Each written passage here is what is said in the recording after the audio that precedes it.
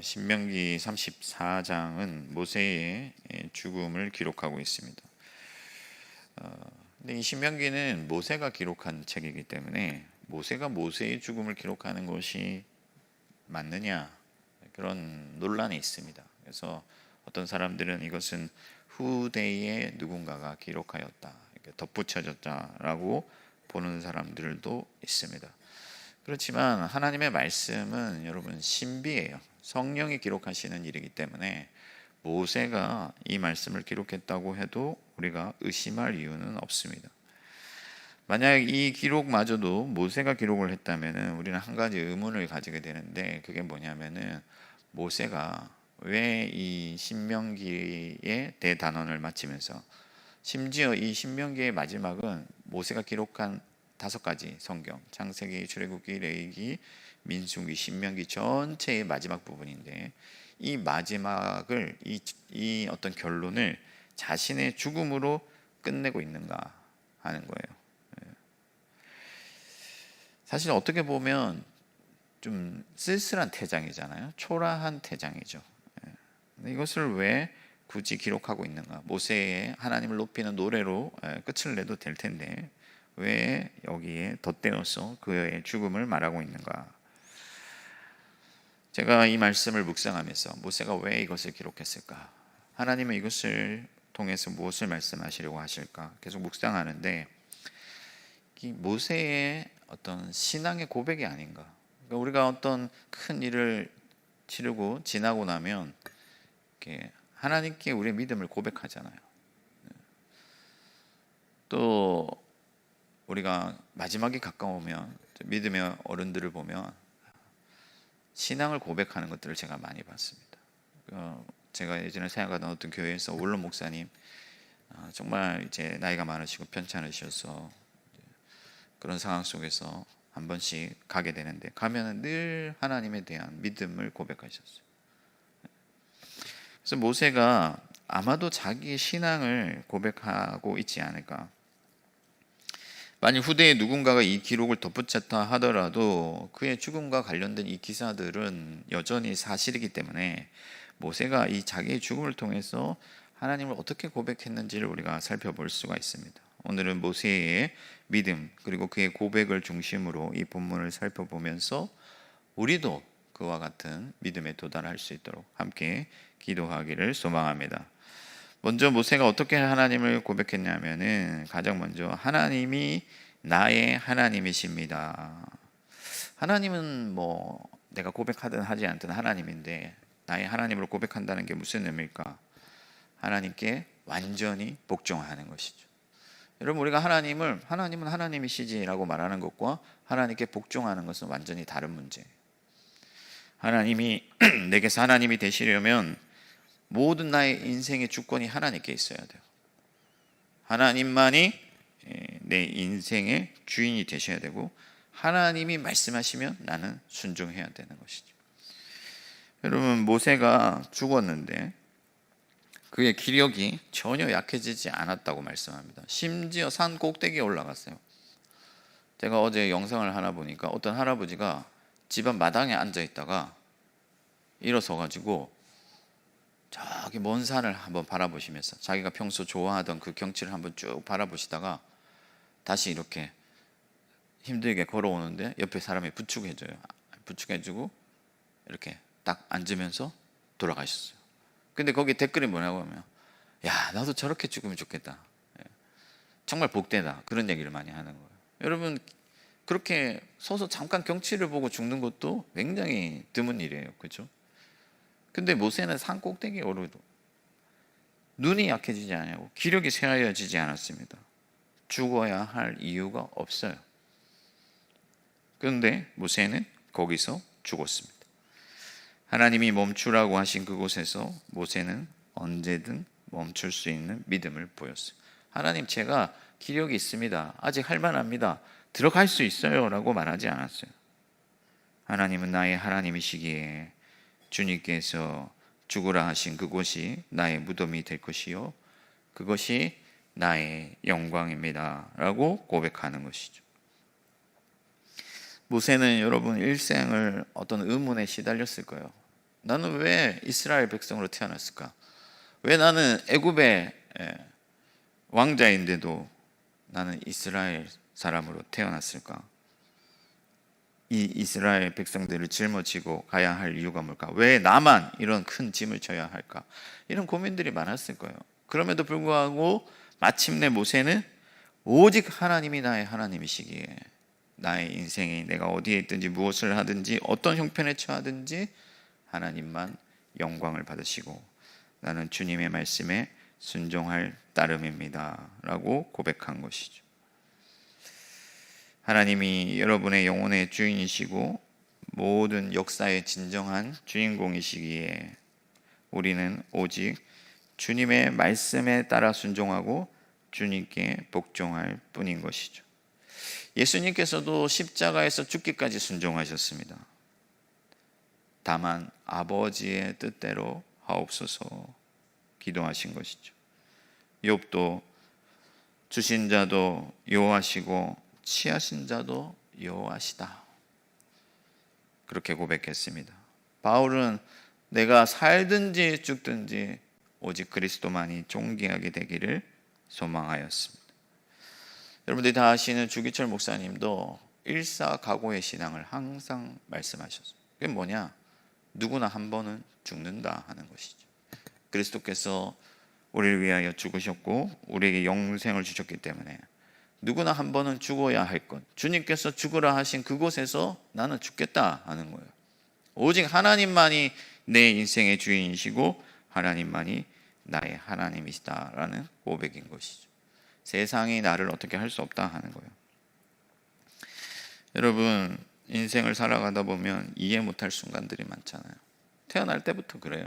나는 왜 가난한 집에 태어났을까? 나는 왜 이렇게 키가 작을까? 나는 왜 이렇게 되는 일이 없을까? 여러 가지 등등 불평하고 고민할 수 있지만 오직 내 인생이 하나님께 달려있고 하나님께서 주신 상황과 형편이라고 한다면 언제든지 하나님은 선하시고 옳으시고 너무나도 위대하신 분이시기에 나는 그것을 받아들이고 만족하고 감사하고 오직 주님께 순종하겠습니다.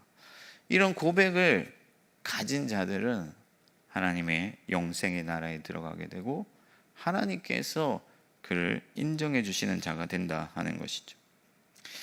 전에도 제가 한번 얘기한 적이 있는데 저희 아들이 굉장히 아픈 적이 있었거든요.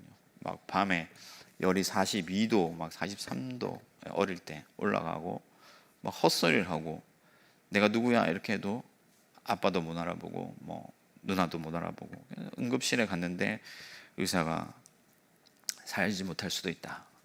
만약에 낫는다고 하더라도 뇌에 심각한 데미지가 있을 것 같다. 뭐 이런 얘기를 했어요. 그 순간에 너무나 무너지죠.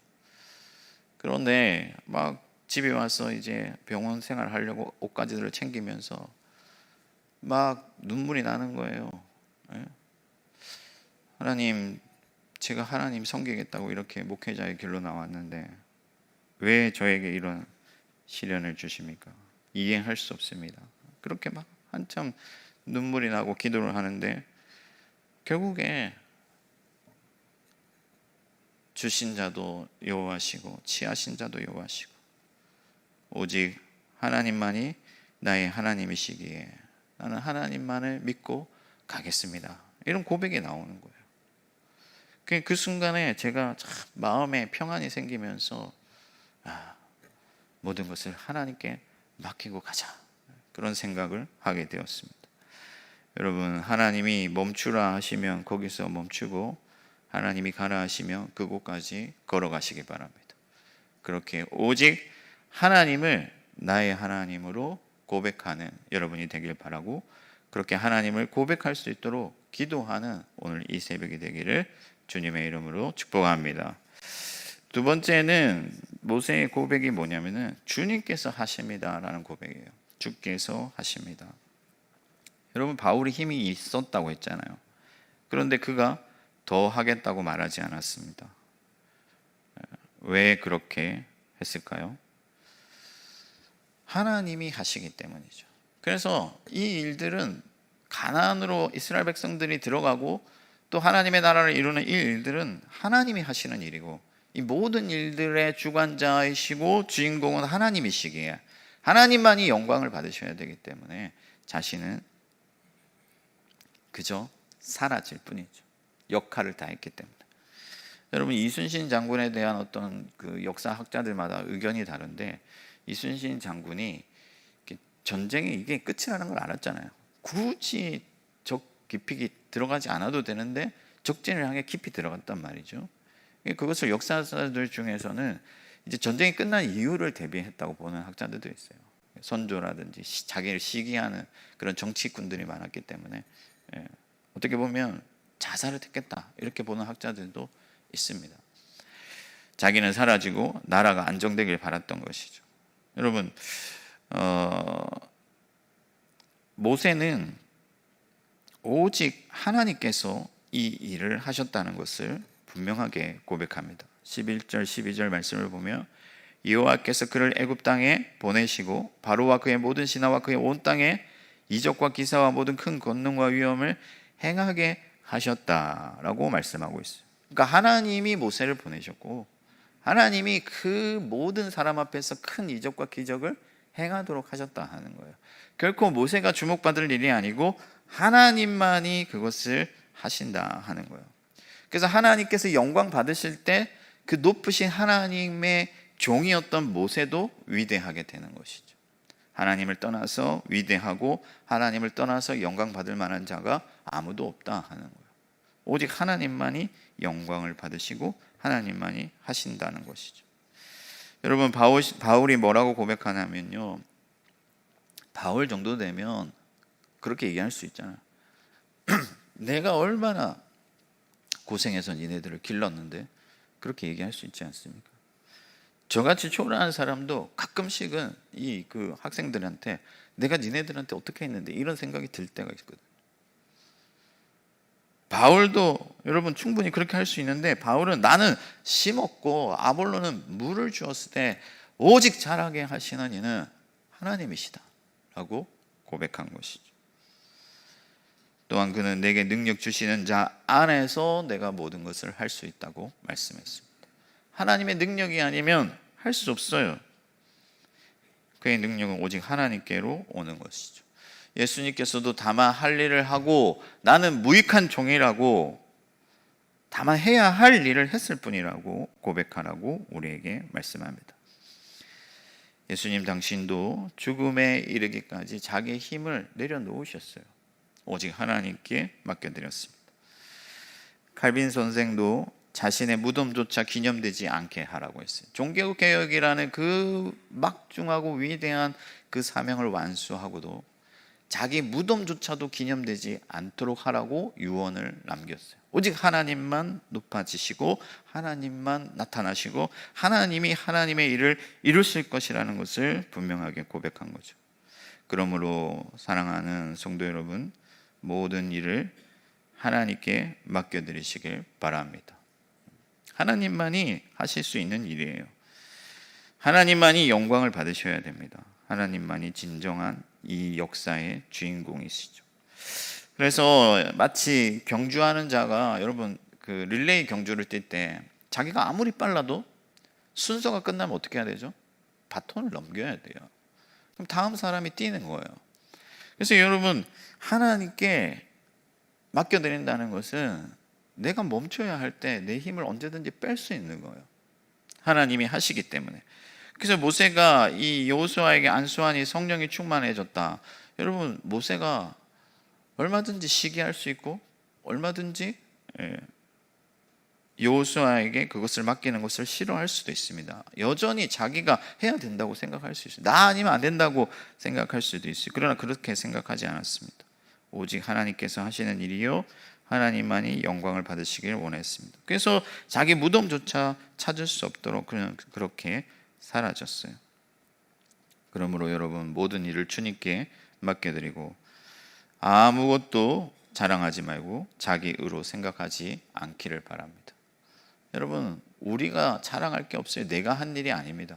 무엇을 이룬 게 있다 한들, 교회에 내가 어느 정도 헌신하고 기여한 게 있다 한들 그것은 다 하나님으로부터 나왔다는 것을 믿으시기 바랍니다. 아무리 자그마한 것이라도 하나 잘한 게 있으면 내가 했다라고 자랑하는 마음이 있는 게 사실 인간이에요. 어릴 때 애기들 보십시오. 이렇게 그림 같은 거 진짜 뭐예요 이거 낙서 같은 그런 그림 그려놓고도 얼마나 자기가 했다고 자랑하고, 그런 인간의 본성에 있는데, 그러나 숨 쉬는 것조차 주님의 은혜고 능력인 것을 믿고 오직 하나님께만 영광 돌리는 저와 여러분들 되기를 축복합니다. 마지막으로는 하나님의 나라는 영원하다는 거예요. 여러분, 모세를 안심시키잖아요. 하나님께서 저기 땅을 보여주잖아요. 괜히 모세를 지금 약 올리려고 보여주시는 게 아니에요. 저 땅을 내가 분명히 너희 자손에게 주겠다 하는 거예요. 안심하라 하는 거죠. 모세의 입장에서 보면 여기까지 왔는데 멈추는 게 쉬운 일이 아니죠. 여러분, 드라마 한 편을 보더라도 16화까지 있는데 한 13화, 14화까지만 보고 끝낸다고 생각해 보십시오.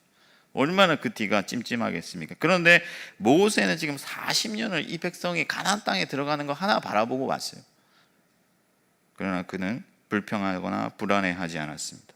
그저 평안이 사라졌어요. 왜 그렇습니까? 하나님의 나라는 영원할 것을 믿기 때문에. 하나님이 이루시는 나라는 결코 무너지거나 실패하거나 끝나지 않는다 하는 거예요. 여러분, 이것을 믿으시기 바랍니다. 오늘날 한국교회가 아무리 욕을 먹고 정말 이 다음 세대가 불안하고 하나님의 나라가 무너질 것 같아도 하나님께서는 은혜 주실 자에게 은혜를 주시며 하나님이 긍휼히 여길 자를 긍휼히 여기시고 자기 백성을 찾아 구원하신다 하는 거예요. 그의 나라는 끝나지 않는다 하는 거죠. 예수님께서는 십자가를 향해서 죽음으로 들어가셨습니다. 모두가 절망이라 말하는 그곳을 향해 담대히 걸어가셨어요. 왜 그러냐면 죽음 이후에 있을 영원한 하나님의 나라를 굳건히 믿었기 때문에 그런 줄 믿습니다. 마침내 예수님께서 살아나시고 거기서 다시 영생의 나라가 시작되었어요. 바울은 자기가 죽을 때가 가까이 오는 것을 보고도 디모데에게 편지하면서 나는 나의 길을 마쳤으니 너는 표대를 향해 달려가라고 말씀합니다. 하나님의 나라가 영원한 나라인 것을 믿었기 때문이죠. 사랑하는 성도 여러분, 여러분들이 살아가다가 인생이 때로는 막다른 골목에 다다르고 여러 가지 힘든 일이 있고 어려움이 있더라도 하나님은 하나님의 나라를 계속해서 이루어 가시는 것을 믿으시기 바랍니다. 내 뜻대로 되지 않아도 괜찮아요. 때로는 내가 보기에 실패하는 것 같아도 괜찮습니다. 하나님을 믿고 의지하는 자에게 하나님은 그의 나라를 주시는데 이 나라는 영원한 나라다 하는 거예요. 그래서 여러분들이 이 땅에 살아가는 동안에 이 땅의 끝이 아니라는 것을 항상 우리는 믿고 살아가야 돼요. 이 다음이 있고 영원한 하나님의 나라가 있고 우리는 거기서 영생을 누리게 될 줄 믿습니다. 그래서 우리가 때로는 우리의 모습을 보면은 형편이 어렵고 처지가 참 딱하게 되게 여겨질 때도 있고 또 사람들이 볼 때 별반 이룬 게 없어서 좀 초라해 보일 수도 있겠지만, 그러나 하나님께서 나를 통하여서 하나님의 역사의 한 페이지를 이루어 가시고 또 그림을 그려 가시고 마침내 영원한 하나님의 나라를 이룰 것을 믿으면서 그렇게 담대히 오늘도 여러분의 삶을 살아가시기를 바랍니다. 말씀을 마치겠습니다. 여러분, 모세와 같은 선지자가 없다고 했습니다. 그는 분명한 영웅이었어요. 그런데 사람들이 보기에 오늘 이 장면은 쓸쓸한 태장처럼 보일 수가 있어요. 모세가 그렇도록 들어가고 싶어 했던 가나안 땅에 들어가지 못했습니다. 그러나 그의 태장이 쓸쓸하지 않고 위대한 것은 마지막까지 그는 그의 믿음을 지켰고 그의 죽음을 통하여서 하나님의 영광을 나타냈기 때문에 그의 죽음은 결코 초라하거나 쓸쓸하지 않고 오히려 위대하다 하는 거예요. 하나님은 나의 하나님이시고 하나님만이 위대하시고 나는 오직 하나님의 종입니다 라고 고백하는 이 모세의 위대한 태장을 본받고 저와 여러분들도 일생을 주님께 맡겨드릴 수 있기를 바라고 오늘 새벽에 이러한 기도 제목으로 함께 기도하기를 축원합니다. 하늘에 계신 우리 아버지, 아버지의 이름을 거룩하게 하시며 아버지의 나라가 오게 하시며 아버지의 뜻이 하늘에서와 같이 땅에서도 이루어지게 하소서. 오늘 우리에게 일용할 양식을 주시고 우리가 우리에게 잘못한 사람을 용서하여 준 것 같이 우리 죄를 용서하여 주시고 우리를 시험에 빠지지 않게 하시고 악에서 구하소서. 나라와 권능과 영광이 영원히 아버지의 것입니다. 아멘.